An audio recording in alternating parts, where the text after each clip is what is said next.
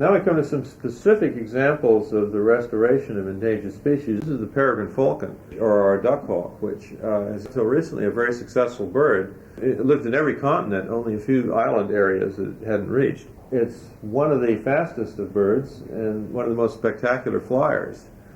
In the 50s, they began to experience a severe population decline, both in Europe and the United States.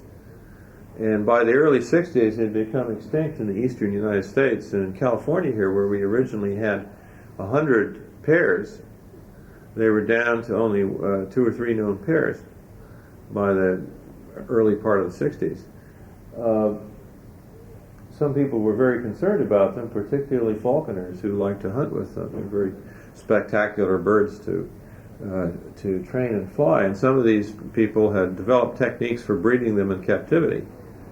And so by the 70s, largely through private contributions and a certain amount of government support, the Peregrine Foundation had begun to breed and release hundreds of peregrines in the east and also out west here. And by the last few years, many of these peregrines have been released, came back to the new areas, and started raising young. So that each year now, their numbers have increased.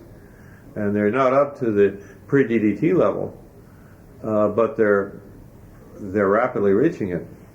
DDT was banned in the early 70s in the United States, although it's still used very widely in the tropical world. And it was banned in Europe not too long after that.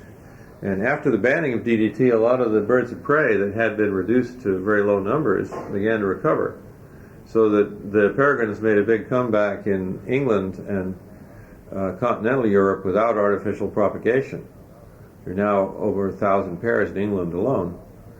So it's probable that in the United States they might have recovered, but it would take a long time for them to occupy those big areas of the East Coast that they totally disappeared in.